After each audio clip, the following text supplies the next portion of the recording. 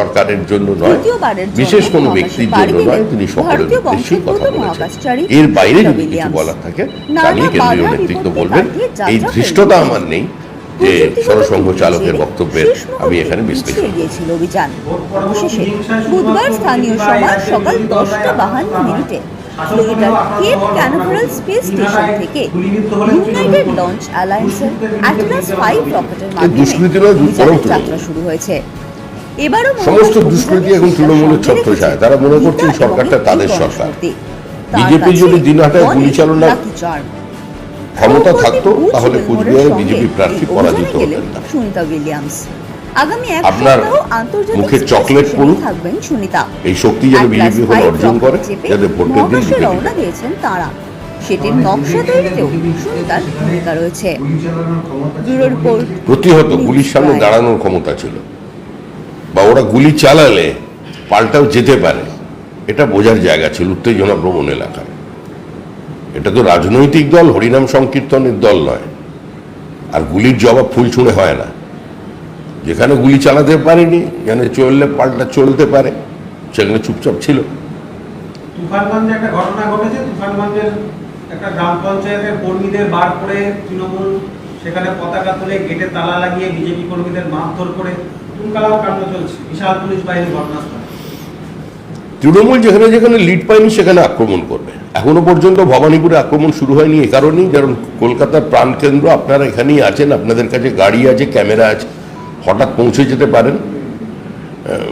তো সেই জন্য এখনো পর্যন্ত আক্রমণ হয়নি। বাদবাকি যেখানে যেখানে বিজেপি বুথে লিড করেছে, যে সমস্ত গ্রামে, প্রত্যেকেরই বয়কট, প্রত্যেকের উপরই আক্রমণ চলছে।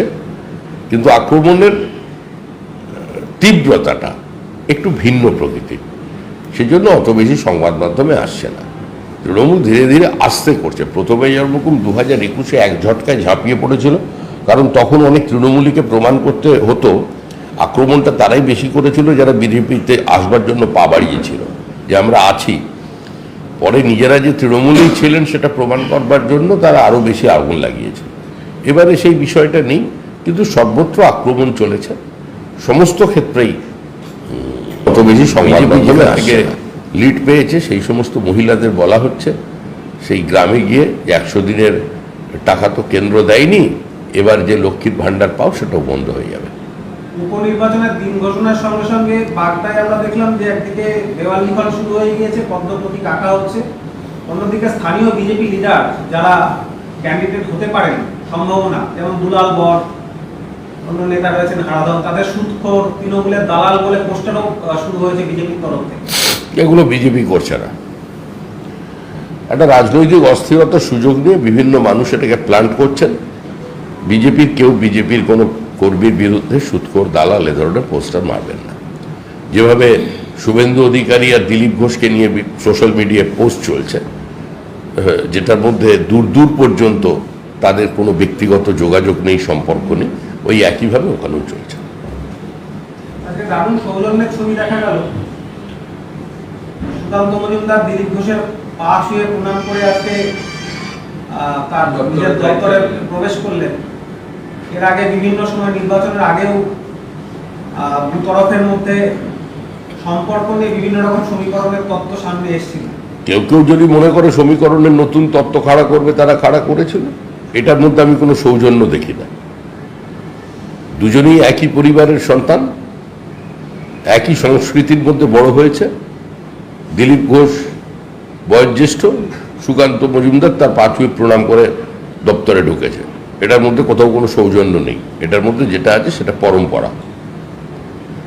বিহারগামী বাংলা শিক্ষক চাকরি প্রার্থীরা একাদশ দ্বাদশ পিএইচডিতে বিহারমুখী বাংলা পরীক্ষা দিতে বাংলা থেকে যাচ্ছেন বহু পরীক্ষার্থী। বিহারে যাচ্ছেন শিক্ষকরা পরীক্ষা দিতে, পরীক্ষা দিতে। মুখ্যমন্ত্রী অন্তত তাদের একটা শিক্ষা দিতে পারেন যে বিহারে গেলে যেন খৈনিটা না খায়। কারণ এতদিন তো বলেছিলেন বিহারের খৈনির থুতুতে আমি কলকাতার লোহায় জং ধরতে দেব না, তো অন্তত খৈনি গুটকা যাতে না খায় ওখানে গিয়ে চাকরি করবার সময়, এই তিনি পরামর্শটা কমপক্ষে দিতে পারেন। বঞ্চনার দিন কি এবার শেষ হতে চলেছে? নয়া মন্ত্রিসভা গৃহে বরাদ্দ ঘোষণা কেন্দ্রের, রাজ্যকে করের টাকা বরাদ্দ মোদী সরকারের, পরপর ভোটে বরাদ্দ বঞ্চনা ইস্যু রাজ্যে, 24-এর ভোটেও কমছে বরাদ্দ বিজেপি। তার জেরেই কি প্রথম বৈঠকে বরাদ্দ ঘোষণা প্রশ্ন বিরোধীদের। কোথাও কোনো ভরাডুবি নেই, কোথাও কোনো ভরাডুবি নেই।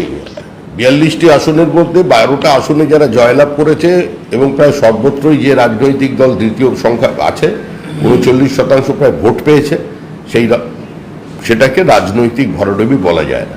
আসলে এ রাজ্যে 29 পাওয়া নেতা নেত্রীদের শরীরী ভাষা এবং শব্দচয়ন যে জায়গায় পৌঁছচ্ছে, মনে হচ্ছে তারা 329-এর প্রতিনিধিত্ব করছেন। আর যে টাকা পেয়েছেন সেটা কোনো বঞ্চনার টাকা নয়, জিএসটির টাকা। কর বাবদ প্রত্যেক রাজ্যে যেভাবে যায় সেভাবেই কেন্দ্রের টাকা এসেছে। কিন্তু একটা ব্যাপার এখনো স্থির আছে, যে টাকা নিলে হিসাব দিতে হবে। কেন্দ্রও কাউকে হিসাব দিতে দায়বদ্ধ, তারও অ্যাকাউন্টেবিলিটি আছে, তাকে সেই যে ফেস করতে হবে। সুতরাং হিসাব দাও, টাকা নাও। তৃণমূল বলছে আমরা টাকা নেব, ওটা অধিকারের মধ্যে পড়ে, কিন্তু হিসাব দেওয়ার অভ্যাসটা আমাদের নেই। এই অভ্যাসের পরিবর্তন করতে হবে।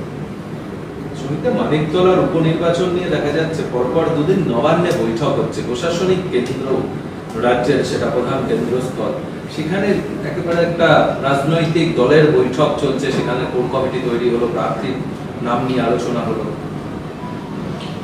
কোথায় শাশুড়ি বৌমা ননদদের আলোচনা হবে সেটা কি পাশের বাড়ির লোক কি মেরে দেখবে? কার বাড়ির কি ঘটনা আমাদের কি জানার দরকার?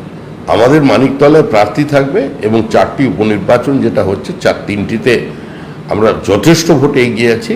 এই প্রতিকূল অবস্থার মধ্যেও ট্রেনটা তো সঙ্গে ছিল না, তো সেখানে জিতেছি।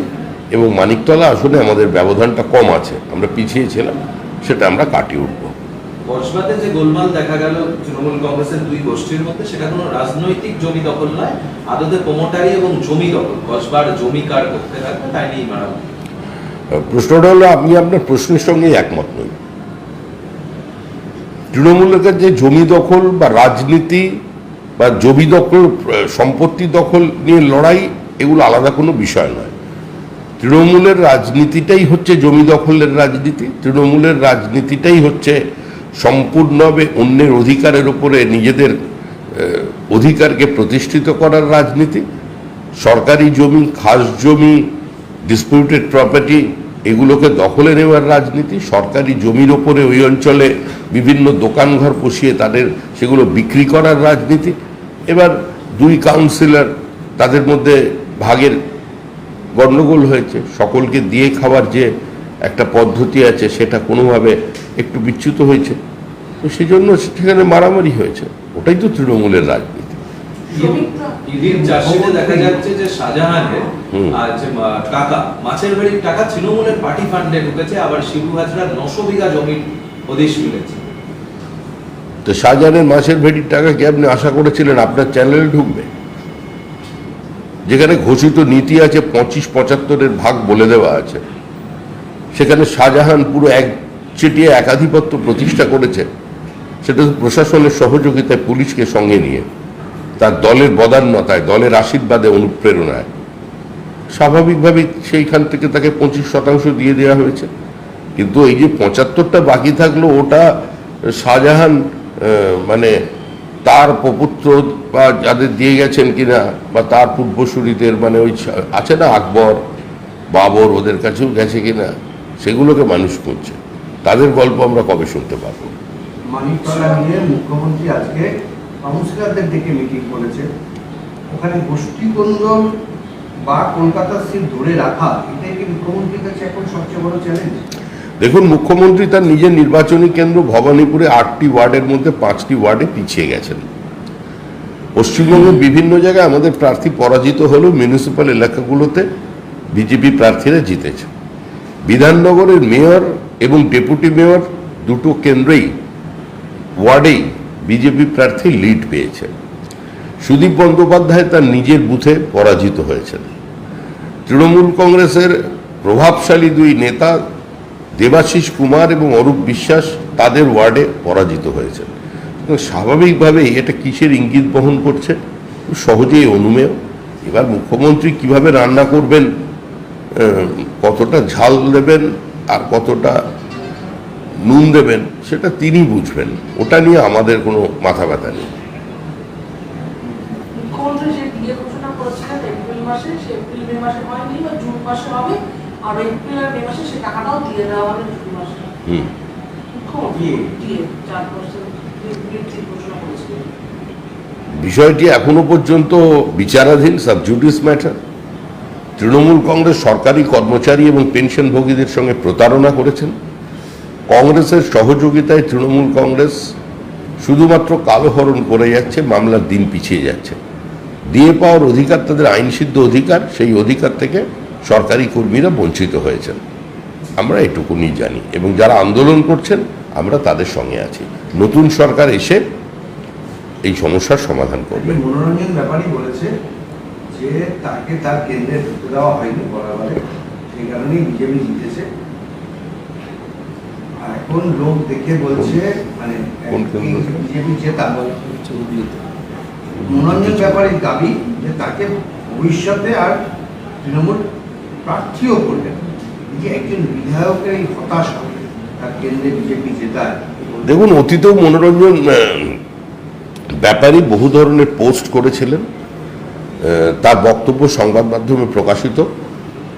তিনি অনেক আশায় বুক বেঁধে একটা একদলীয় একচিটে একাধিপত্যের বিরুদ্ধে আওয়াজ তুলেছিলেন। সেই জন্যই তৃণমূল কংগ্রেস তাকে প্রার্থী করেছিল। কিন্তু তিনি দেখলেন যে পরিস্থিতিটা সম্পূর্ণ ভিন্ন। তো তিনি এখনো ওই দলে কি করছেন? এ ধরনের বিবৃতি তো তার থেকে এখন মানুষ আশা করছে না। তার একটা ভাবমূর্তি আছে। তিনি তৃণমূল কংগ্রেস থেকে পদত্যাগ করুন নির্বাচনের আগে, করে তৃণমূল কংগ্রেসের এই দুর্নীতি, ভ্রষ্টাচার, যেটা তিনি প্রকাশ্যের আগে বলেছিলেন যে কারা বালির ঠেকা পায়, কারা বালি তোলে, কারা বেআইনিভাবে বিভিন্ন ধরনের অর্থ সংগ্রহ করে, তাদের বিরুদ্ধে মুখ খুলুন, আন্দোলন করুন। বিজেপি দুর্নীতির বিরুদ্ধে যারা লড়াই করছে তাদের সঙ্গে নিয়ে থাকবে। আমরা তো কুমোরটুলিতে অর্ডার নিয়ে মানুষ তৈরি করব না। দুর্নীতির বিরুদ্ধে যারা লড়াই করছেন, যারা তৃণমূলের এই ঔদ্ধত্যের বিরুদ্ধে, সীমাহীন লোভের বিরুদ্ধে এবং প্রাতিষ্ঠানিক লুটের বিরুদ্ধে প্রতিবাদ করছেন তৃণমূলের থেকেই, তো তাদের পাশে বিজেপি থাকবে। তারাও বিজেপির কাছেই আসবে, কারণ এছাড়া তাদের কাছেও অন্য কোনো পথ খোলা নেই। নিট কাউন্সিলিংয়ে সুপ্রিম কোর্ট স্থগিতাদেশ দিয়েছে, নিটের পরীক্ষাতেও স্থগিতাদেশ দিল না সুপ্রিম কোর্ট। 10ই জুলাই পরবর্তী শুনানি। সবাই এটার জন্য অপেক্ষা করছে। জটিলতা কমে যাক, এটাই আমরা চাই। যত তাড়াতাড়ি নিষ্পত্তি হয় সেটা সকলের পক্ষেই মঙ্গল। ভোটের ফল ঘোষণার পর 7 দিন পর বাড়ি ফিরতে পারছে না বিজেপি কর্মী সমর্থকরা। তারা আশ্রয় নিয়েছে বিজেপি পার্টি অফিসে, প্রায় 200টি পরিবার আশ্রয় রয়েছে।